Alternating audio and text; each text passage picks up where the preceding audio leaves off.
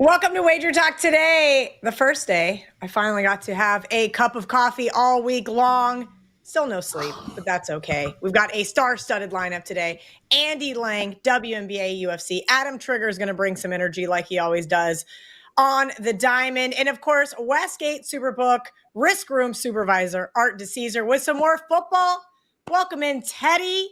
Has it finally cooled off in Las Vegas? Or are you guys still sweating out there at 8 a.m.? It's stupid in Vegas right now. I mean, this last week is just, again, I've been out here since 98 and I don't remember a hotter week. Maybe, it hasn't. And it's one of those deals you wake up in the morning. You know me, I wake up in the morning. What's the first thing I do? I go out and have a smoke. I don't smoke in the house. So I go outside and have a smoke. And usually, you got to put on a t-shirt. Now it's like I want to walk outside naked. Because it's 98 degrees at that 6 is in the a morning. press type visual. Our poor audience, comment below if you guys were disturbed by that. Because now I picture 6'4" Teddy out there having a smoke. God, never mind. So yeah, just trying to give you visuals, Kelly. That's the Dead show last night that Prez was at. He was having visuals, so you can have him here this morning.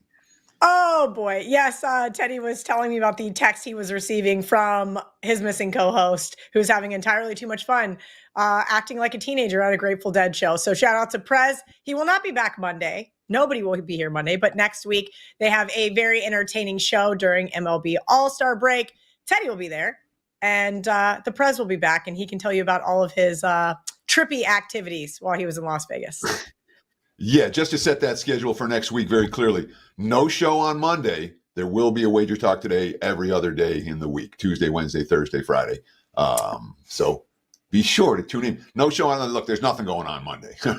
But the rest of the week, tune in. I'm very excited. I'm very excited for the Dave Mason episode. I will be in Italy, so I will be asking to just get the clipped version, talk about some political betting odds. A couple other housekeeping things before we bring on Andy Lang. Coupon code KIV69 makes a 7-day all-access pass just $69. I'm going to save you guys $30 because I'm nice like that. Less than $10 a day. You get a handicapper of your choice or handicappers of your choice.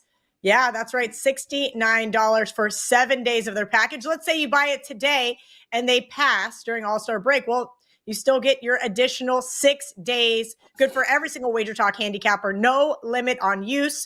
And you can choose as many guys as you like. So if this is your first time to Wager Talk, I'm also going to give you an additional 15% off of that $69 price. Teddy, let's bring in Andy Lang. We kind of had a little back and forth here about Allisha Gray, Andy. Yeah, well, first of all, how dare you say there's nothing going on Monday? We can play Chris Doby over Richie Edhouse at the World Match Play Darts Tournament, which starts on Saturday. Tons of action going on Monday. There is not much going on Monday. Yeah, there's something going on, but not much. I'll give you that. Okay. Not much. But also, in all seriousness, golf major next week, the Open Championship. So I'll look forward to that. Yeah, let's talk Allisha Gray, Atlanta Dream. What I've noticed with these WNBA players is when you're looking at their streaks on going over with their points or their points, rebounds, and assists, they generally don't go over more than 4 or 5 games in a row before having a little regression. And I believe that's what we're looking at with Allisha Gray here. Her point total is 18.5, and I will take the under. She's gone over this total 5 games in a row, but we look at her last 4 totals, 20, 19, 19, and 19. So she has just barely gone over this total, and she is shooting the ball a ton, 71 shots in the last 5 games. She had 19 shot attempts in the last game. So I know she's the primary scorer right now for this team, but she's facing the Las Vegas Aces, number 4 in defensive rating over the last 5 games. And this, what I like about this trend is she has not had more than 2 games in a row going over this point total all season, and now she's at 5. So I think we see a little bit of regression, and I will happily take the under 18 and I'll happily take the under 18 and a half points based on the graphic there. Yeah. Under doesn't work that way. Over works that way, but under you just can't say it with that same nuance. But I want to ask you, so Allisha Gray, she's the star. She's getting all the shot attempts, and she played Vegas once already this year and torched them, flew over this total. She's gone over 5 in a row. to me, this doesn't feel like a play that's right in your wheelhouse, Andy. Talk to me about why this one stood out to you and how you think the Aces will respond after getting torched by Gray the last time these two teams met. Yeah, she had such a fascinating box score. So she scored 24 points. Teddy, she was 6 of 15 from the field, but she was 6 of 7 from threes. She's 0 from twos. Didn't make 1 2-point shot. And then she was a perfect 6 for 6 from the free throw line. So I look at that box score and I go, that's a little bit of an anomaly, going 6 of 7 from 3-pointers. And just to show what an anomaly that is, in her last 3 games, 1 of 5 from 3, 1 of 2 for 3, 1 of 3 from threes. So that game against Vegas, I'm kind of chalking up to an outlier, and I will take the regression factor here tonight on the under. I found another thing we can bet on Monday. I'll be flying to Italy with Ariel Epstein. I'm going to say between the two of us, over under 11.5 cocktails. No takers? Okay, great. I'm thinking about it. Give me a second. 11, because 11 and a half is a good number. 11 and a half, I mean, like 9.5 we're going over. But 11 and a half, you have 5 drinks, you pass out, you wake up in Italy, that's it's 10 a.m. when you land. That's a good number.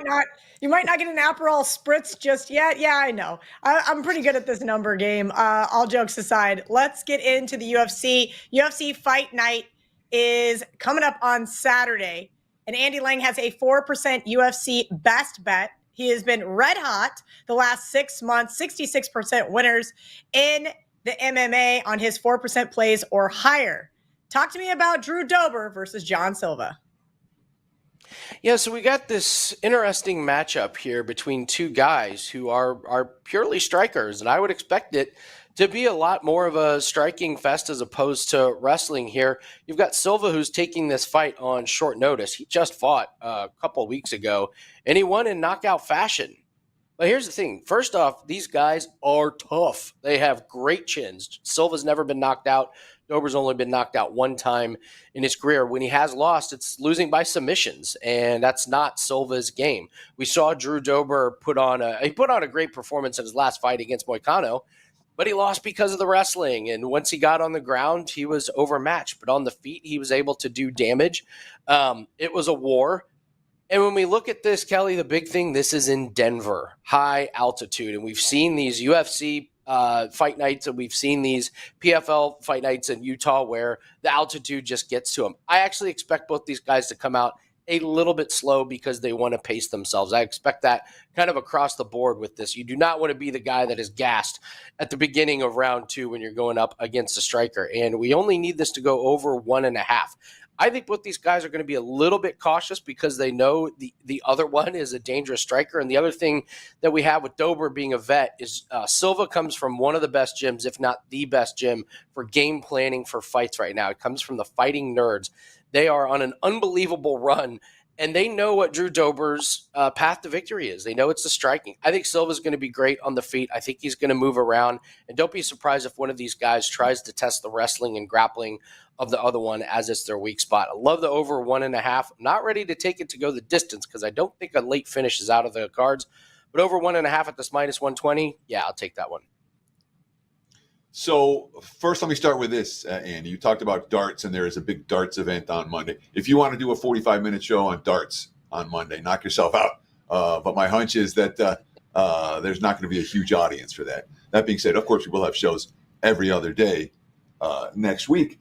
But you said something there that was a little bit counterintuitive to me. My thought process, when you're talking about the thin air, mile-high air in Denver, is that someone's going to get gassed early and it's more likely to be a shorter fight. You're saying, no, they're going to pace themselves and it's more likely to be a longer fight. Talk about that, because to me, it feels like the intuitive thought process says under in a situation like this, not over. Yeah, so what we see at these high altitude things is when these guys get gassed, they kind of lose the ability to finish. They don't have the power left. They don't have the ability to wrap up a big choke or a submission. And at high altitude, these guys get tired and they start sweating really early, which means it's hard to grapple and it's hard to grab a hold of them. And when both of them get equally tired, Teddy, you see a lot of this kind of dead time where they kind of hug each other on the fence. They're both kind of grasping for air. And the other thing that's happened is UFC has added new gloves, and we're seeing less and less knockouts. These gloves are just not really setting up great for a whole lot of knockouts. So there's a lot going into this, but I get what you're saying, where you're like, oh, high altitude guys get tired. Man, surely this would set up for finishes. It actually kind of works the other way, where they get so tired that they just lack the power and lack the energy to get the finish. So it's a little bit of a risky one, but I love the price here. You don't normally see over 1.5 at -120. So I think we're getting a very, very fair price. Andy Lang, do you have anything to promote at Andy Lang Bets on your social channels, and of course at Bump Sports on Twitter? I don't know why he did that, but Andy, tell me what you got over on WagerTalk.com. It goes back to the very first podcast that I ever started, way back when. Way back when. I don't even know if Wager Talk was alive back then. So that's where it comes from. 4% UFC. That's the best thing we have going for us this weekend. We're sweating out a couple golf bets over at the Scottish Open.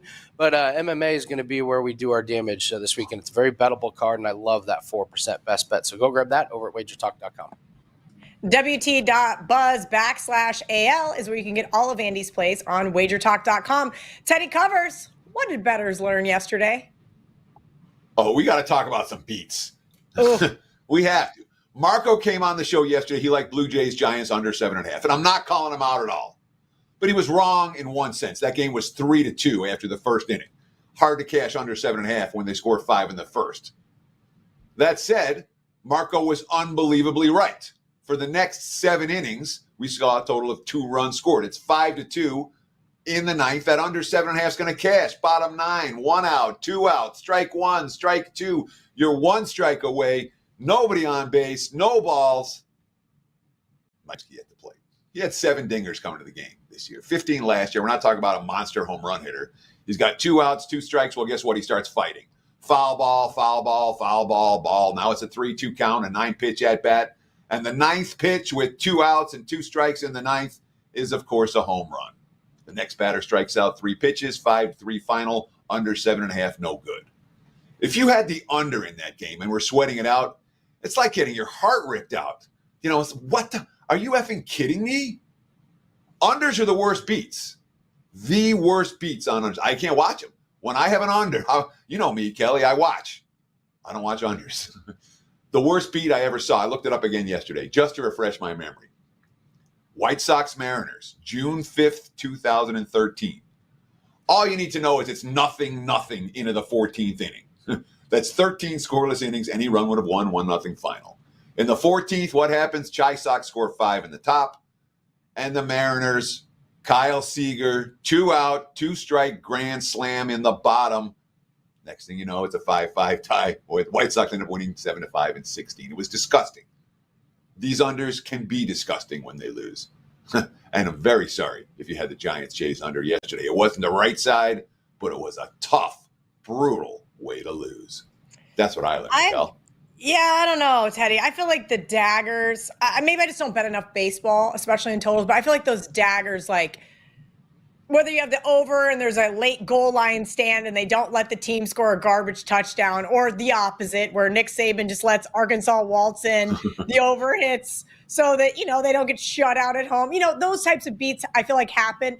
It's those pick sixes, and I had 3 of them last year, late pick sixes in college football that just stabbed me in the heart and just all the way through that I can't get over myself.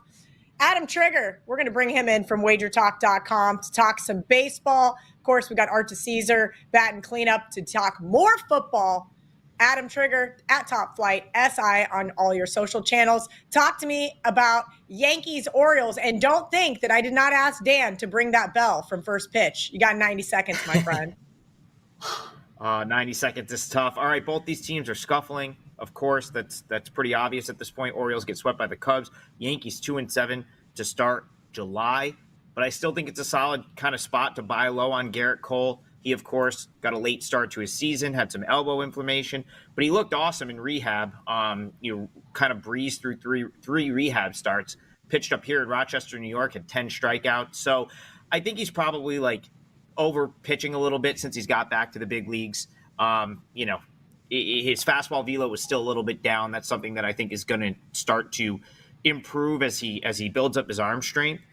So I think he's going to be better. Ultimately will be better. He settled in against the Red Sox after Devers took him deep. He was fine, 8 strikeouts. He only made it into the 5th, but I still think we're going to see him get better. And so I'd be willing to sort of buy low on him. On the other side, you've got Cade Povich. He's a young guy, got called up earlier this year. He was very effective at the minor league level. He throws like 6 pitches, and at AAA, all of those pitches played. At the big league level, it's looking like he's got 2 pitches that are ready for the big leagues. The other stuff is getting hit.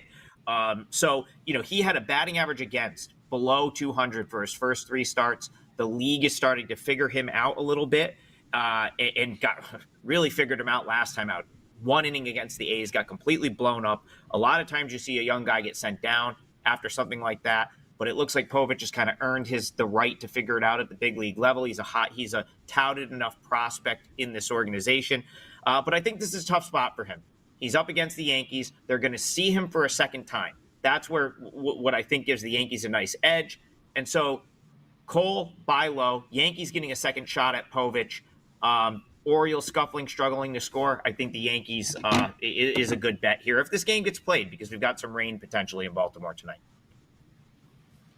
So the Yankees have played, let's call it what it is. They played bad baseball for the better part of the last month. All right. And I haven't seen signs. Sometimes you see signs, all right, this is about to turn. Hey, they get somebody back in the lineup. Hey, all of a sudden things are looking on the bright side. I haven't seen any of that from the Yankees yet. Is this a buy sign that we're just fading Baltimore here, or is there something with the Yankees that you think may well be positive expectation moving forward this weekend and after the All-Star break? I was going to say, you want to talk about bad baseball lately. The Orioles were awful, in that series against the Cubs. And I think it's a bigger thing for the Orioles. Like, listen, this is a team that somehow has managed to fight off any sort of regression for like the last 2.5 years. And I thought we were going to see it at some point coming into the season. You have a bunch of guys that suddenly went from, like prospects to all of a sudden the Orioles have big time expectations. Even in the market, I'm pretty sure the Orioles are still favorite to win this division. They came into the season with all these expectations. And I really thought that at some point you were going to see some regression. I thought at some point they weren't going to be able to get away with just running guys like Albert Suarez, John Means. Like some of these guys they just trot out there are just having far better seasons than they should. And even with Povich, I thought we'd see him up at some point in 2024, a little bit earlier than I expected because of the multitude of pitching injuries, Bradish on the IL. And now I just think that you've got a guy that probably could still be, honing his craft at AAA against the Yankees, who hit left-handed pitching well. And I don't think they're going to miss him twice, Teddy. They just saw him a couple weeks ago. The Yankees are still a team that I think ends up winning this division. I'm still higher on the Yankees than I am the Orioles. So I do think the Yankees probably bounce back in this series, and it probably happens here. All right, good, quick analysis from Adam Trigger. Adam, before we get into Brewers Nationals, can you tell me what you've got up for sale over at WagerTalk.com? Yeah, I'm so shook on this bell. I'm glad you thought that was good. Do you want me to promo you, Adam? Anyway, I got you. WT.buzz. Yeah, I can't even talk. I don't know. /AT. I've got Adam so shook. I love this for me. This is perfect. 6-1 this week in Major League Baseball. You can get his 30-day all-access special for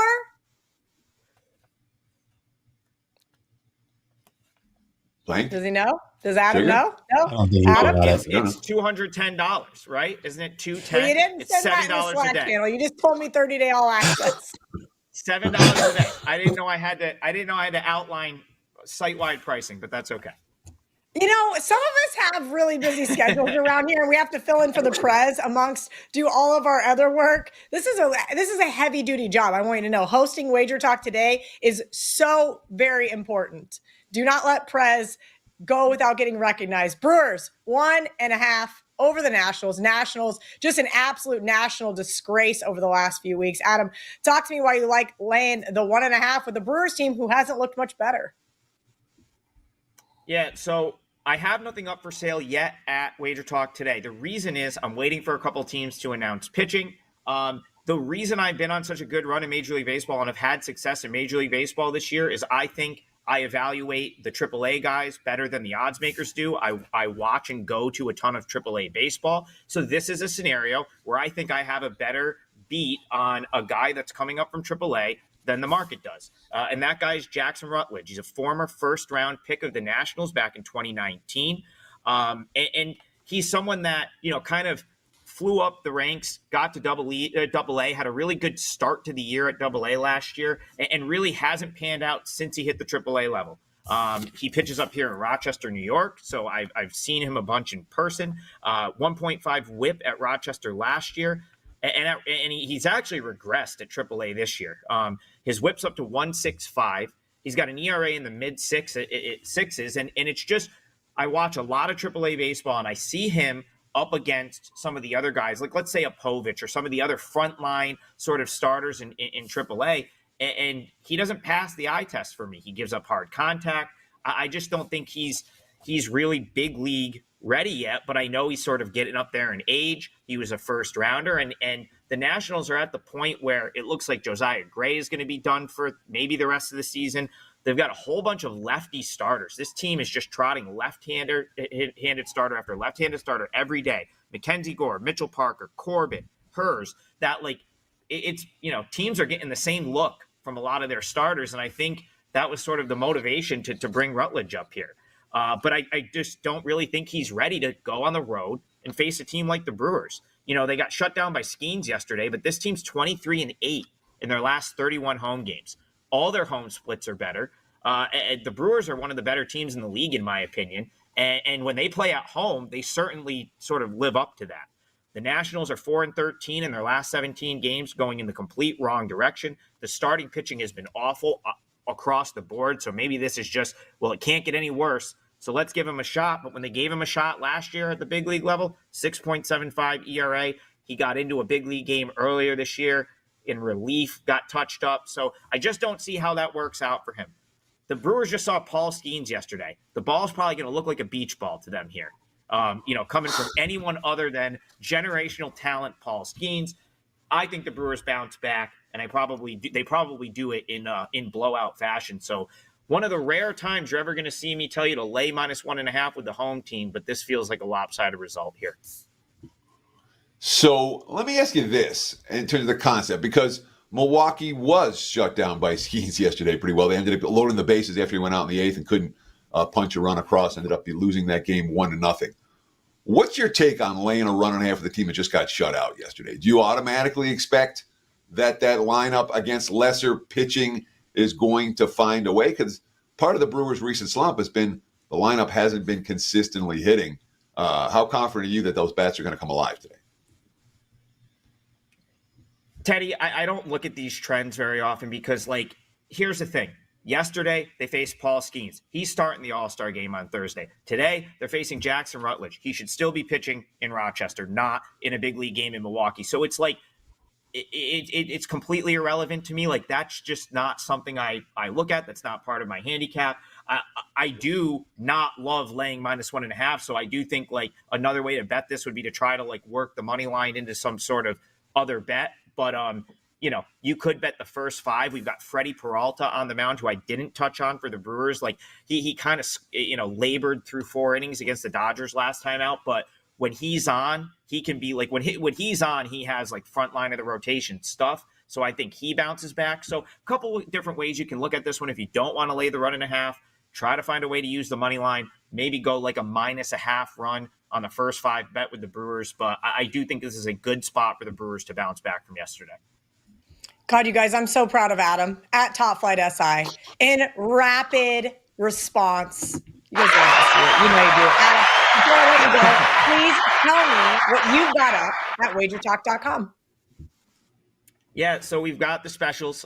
That's obviously the best, kind of value we have to offer right now. I will likely have a 4% MLB play today. I'm waiting on to see what a couple of different teams are doing with their pitching. I'll almost definitely have a KBO play in the morning. I'm 8-2 my last 10 KBO plays, and those lines should be up in a minute. So we'll more than likely have something up for individual sale today. But for right now, check out that great special, wt.buzz/AT.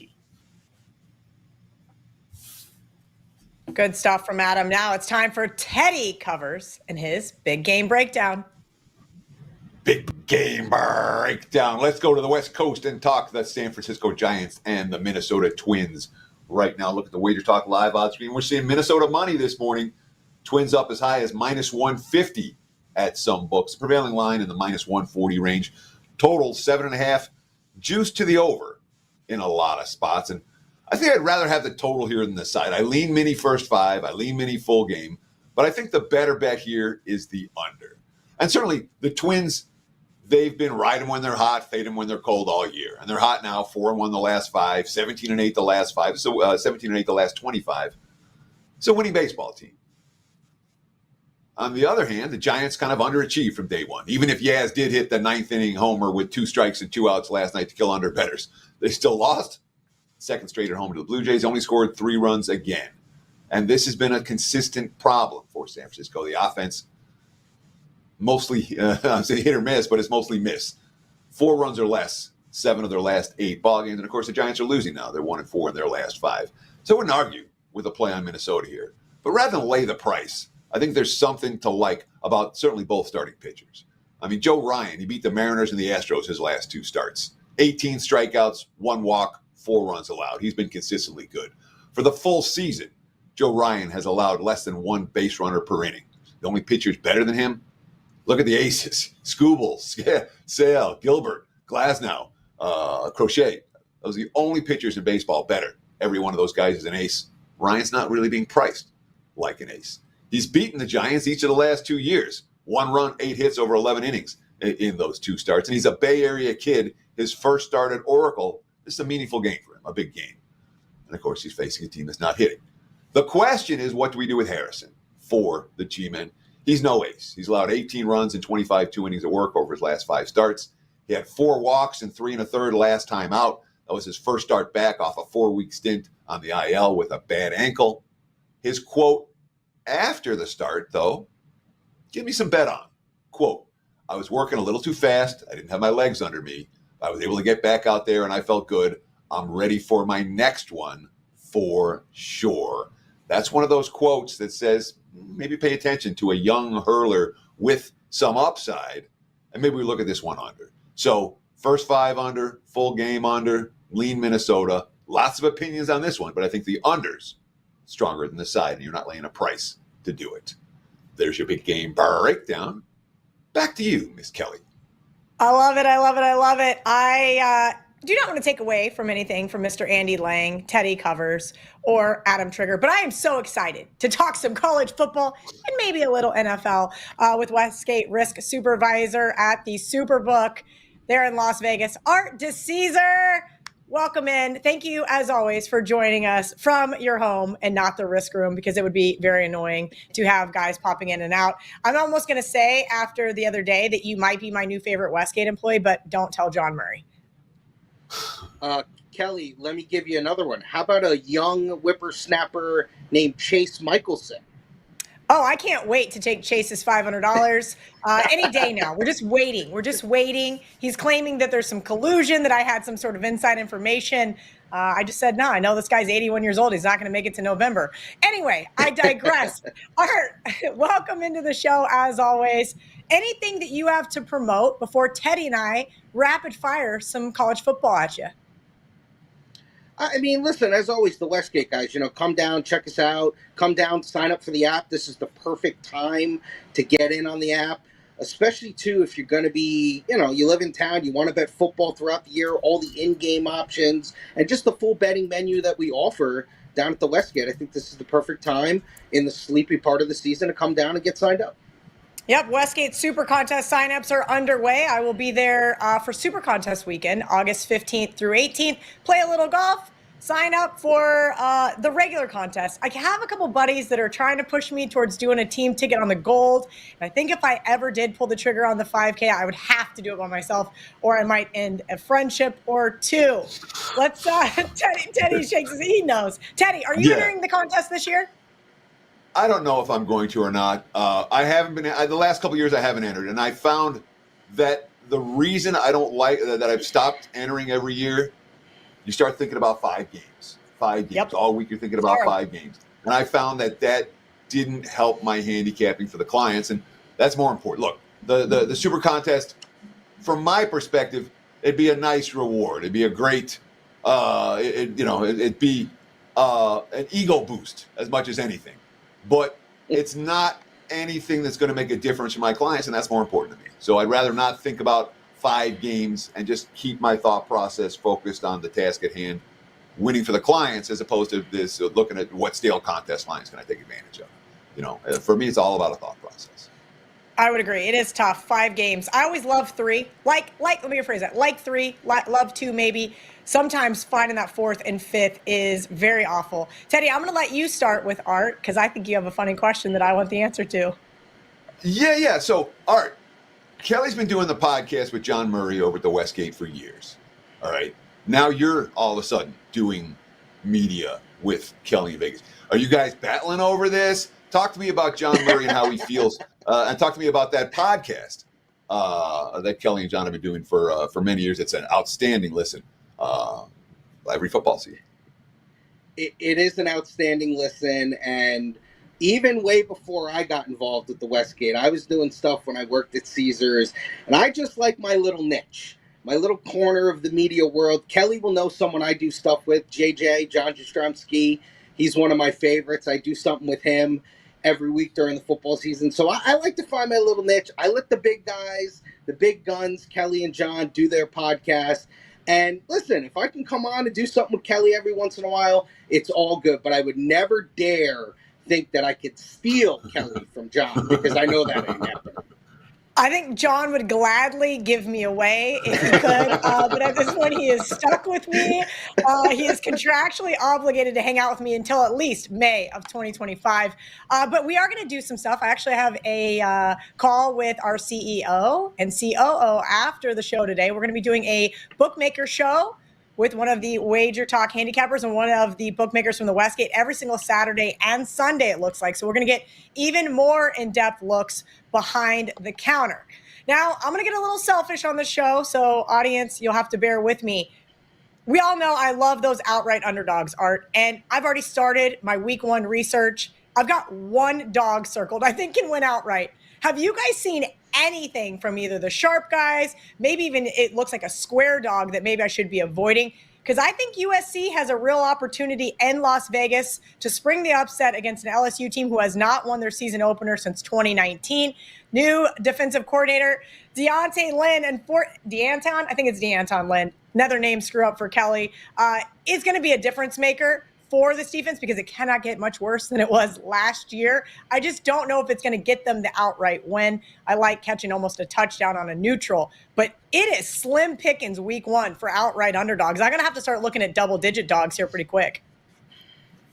It is very slim pickings. And we talked about a couple now. Are those teams going to win outright, like Stanford and Hawaii, whose point spreads have moved 2 or 3 points? And they're still basically double-digit dogs. Hawaii's still almost a 2-touchdown dog. Probably not. I think the one that's real interesting, because they used to play all the time and now they don't play as much, is Miami of Florida playing Florida week 1. And Florida is a slight dog. Miami is a 2.5-point favorite. I think Florida will be very popular in that underdog money line role. We don't even have money lines right now. We just have sides. We don't even have totals. Just sides. But I think when we get there, because like you said, the slim picking nature of what we're looking at, that is one. And I'll throw another out there because they've been down a little bit. And, they're kind of up and down as a program. And I think people like to take shots with MAC teams. Northwestern is only laying 3.5 to Miami, Ohio. I think that's an interesting one as well, because once again, if you're looking down the board, you're seeing a lot of 2, 3, and even 4 touchdown underdogs, and those are obviously really hard to cash as underdog outrights. Yeah, so I will be going to that USC LSU game, Kel, with some of the guys from Sports Grid, Gabe Morency and company. I think that's the last Sunday in August, and that's a single event game here at Allegiant. Hope maybe Art will have time to come join us, but My hunch is that's going to be a busy day at the Westgate Superbook. My hunch. Nonetheless, I'll be at that game. It should be a whole lot of fun. I want to ask you about this concept because this is something I've noted over the years, and I don't know that people talk about it.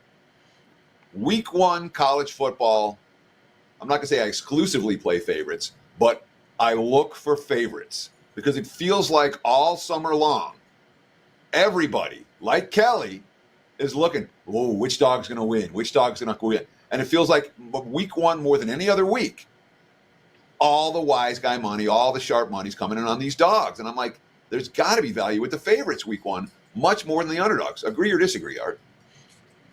No, Teddy, I think you get to a point where the number sees its resistance. And we've just talked about a couple, and we talked about it on Tuesday, a couple of the dogs that have seen money with their point spread. And you're talking 3 and 4 point moves. And I think eventually you get to a number where the sharp, educated bettors, not saying that the original move's not sharp, because it is. You see sharp money come in, but then you reach a number where the buyback starts to happen, and you probably get a discount on a favorite. Instead of laying 17, now you're laying 12. Now you're laying 11.5, something of that nature. So, yeah, I don't disagree with that point. Well, I want to talk about that Northwestern Miami O game real quick, because here's another. I mean, here's a Big Ten team laying 3.5, where there's clearly respect for the underdog, and it feels like that's like underdogs get respect week 1 that they don't necessarily get at any other point because people are looking for them. Talk to me about that game and that concept. Yeah, definitely. And Teddy, it's so funny, right? And listen, you could do this with a million games, but if Northwestern comes out and wins that game 31-0, and that game was then priced in week 6, maybe it's Northwestern, laying 8.5. It's like the power number can shift so dramatically, but there's a lot of unknowns, obviously, in week 0 and week 1. And, a lot of things is, you're pricing with the market. You're pricing to see what happens when your sharp players do come in and bet your initial numbers. So, yeah, I mean, you see a team who plays in a power conference play a little, smaller, little league conference, and you think, how can they only be laying 3 and 3.5? It's pretty interesting, and I think that's what makes this whole process from not only my side of the counter but your side of the counter, really fun. I love it. Getting that peek behind the counter is kind of one of my favorite things. I don't like to use it all the time, but I always find it very interesting on Saturday morning when John will text the Kelly and Murray chat and say, God, do we need X team this morning? And it does seem like more often than not, that is the team that somehow wins outright. So pivoting to NFL, if you had to guess, what are we, 7 weeks out from the NFL season? What would you think your biggest need is going to be for NFL week 1? Oh, man, that's a great question. Let me just make sure I get the full week 1 slate. As I'm looking at that, just a couple of teams that have been pretty public.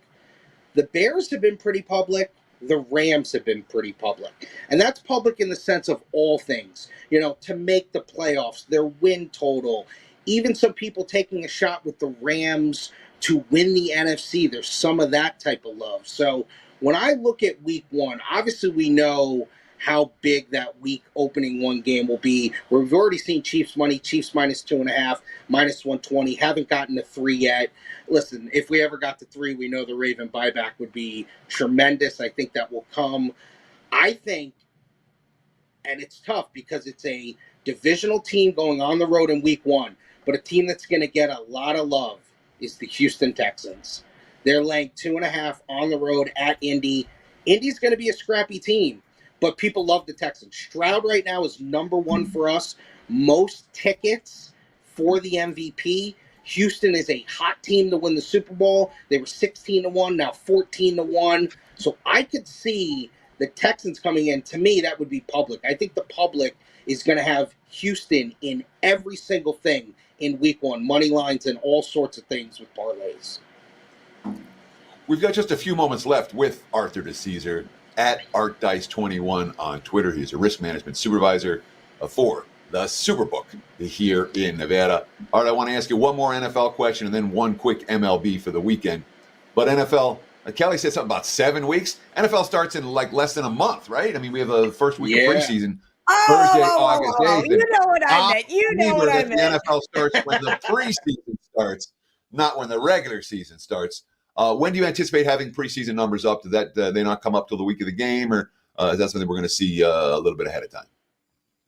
Yeah, I mean the Hall of Fame game we could probably get up a little bit ahead of time because that's the one standalone game, which I believe is like August 1st, something in that nature. But usually preseason every week it's going to be either the night before the game or day before the game.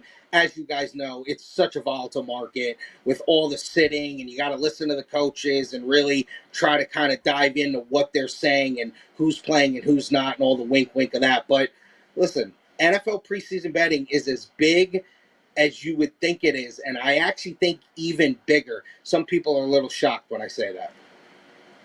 Yeah, I'm a big believer in the NFL preseason, and my clients are over the years as well. No complaints there. It's the last week before the All-Star break, the last weekend, I say, before the All-Star break. What are you seeing in the baseball action for this last weekend? And are there any things that you expect to see after the All-Star break that you haven't seen before the All-Star break, or not really? No, I do think, you're starting to see some of these teams go through their dips. Obviously, the Yankees are one of them. They're just teams that, listen, it's a long season. It's a 162-game season. I think you see, the ins and outs of teams being good and not being good. And then obviously we're going to get to the trade deadline soon. So that will obviously be a lot of stuff where we'll have to adjust, division numbers and, win the World Series and win the pennant. But just look at some stuff today. The public, two things that they love and they have in all their parlays, laying a big one with the Phillies, minus 280, but even a short one at home with the Astros, minus 140 against the Rangers. That is the two big teams that are in all the parlays. And then the sharp stuff overnight. Reds open minus 142 at home. They're now 165 at home against the Marlins. And a game you mentioned, Teddy, the Twins. Twins saw sharp action as well. They were under $1.30 at minus 128. Now sitting at minus 145 against the Giants in San Francisco. And like you said, Teddy, that San Francisco offense is as bad as it gets. So Thanks to All-Star Art. break. Sorry, go ahead, Teddy. I sent you a little text to say I have one more follow. I apologize. But I wanted to ask you, so next week, All-Star break, obviously, Monday, Tuesday, Wednesday, Thursday. The book open? What do you guys have going on? What's All-Star break like at the Westgate Super? All-Star break is tough, but I'll say this, Teddy. Tuesday with the game, people bet it. The Home Run Derby Monday, people bet it. And folks, do not sleep on NBA Summer League. NBA Summer League, which tips off today in Vegas, there'll be games all week, and people bet that stuff. And for all the other summer leagues in the other states, we don't book second halves. We don't do all that sort of stuff. NBA Summer League in Vegas, we're booking second halves. We're doing brawny props. We do everything. So we'll find things for people to bet, and we will book plenty of stuff. Art, over, under. How many drinks Ariel and Epstein and I have on our flight to Italy? It's an 8.5-hour flight. I set the line at 11.5. Actually, let's start when I get to the airport. I get it to JFK 4 hours before our flight. So from when I get to JFK until we land in Italy is 12 hours, 11.5 drinks, 2 ladies. Well, the fact that you have that buffer time at the airport, I'm an airport drinker, not an on-the-plane drinker. I don't really love the on-the-plane drink. Maybe 1, but not 3. But at the airport bar, you can have 3. If you're giving me the 4 hours before and an 8-hour flight, 2 of you, I'm slamming the over. And when you move the number, I want to bet it again. Going to the back of the line, betting it again. Art DiCesare, thank you for all of your insight behind the counter at the Westgate Superbook. You can follow him at ArtDice21. Teddy Covers, we had a great week. I had so much fun filling in for the Prez. As you mentioned, no show Monday, full lineup Tuesday through Friday. Take us home. Yeah, that's going to wrap it for the week here on WagerTalk Today. We'll do it again next week. Like Kelly said, no show Monday, but we'll be on every day, Tuesday, Wednesday, Thursday, Friday, and of course, WagerTalk Extra on Saturday. So check us out. Thanks for watching games, and have a great weekend. Cheers.